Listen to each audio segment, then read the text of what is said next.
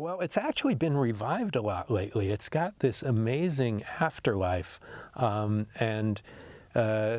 this being its 30th anniversary, there have been several screenings of it and the like, and I've seen it a couple times this year. And what strikes me, first of all, it's the only comedy I've ever done. Half of Quicksilver Highway is comedic, but this really goes the Warner Brothers cartoon route, thanks to Gremlins, which this is a sequel to a low-budget ripoff of.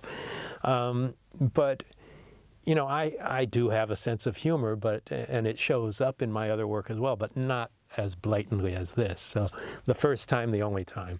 But the broadness of it. But what I really like, this was the first time, a kind of subgenre I really have embraced is sending Norman Rockwell to hell.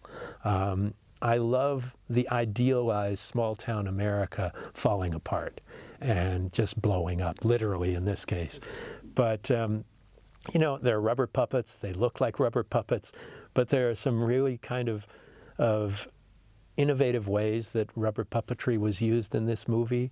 There are some funny gags in it, but it's also got really endearing characters that genre films, especially of that era, did not. You know, there's Brad and his nana, his grandmother, and the kids, and you know, it's really got a small town feel that it's sort of Capra-esque, if I may dare compare Critters to Frank Capra, but you know, it goes for the warmth of its characters, and I think that's one of the reasons maybe it's hung around a while, is because these actors brought something to it, and in the writing and making of it, kind of embracing that Americana feel of it, that I think the producers were hoping that because I was writing for Steven Spielberg at the time, that a little of that Spielberg would rub off by The Man in the Middle, because the first Critters had very much a Spielbergian tone as well.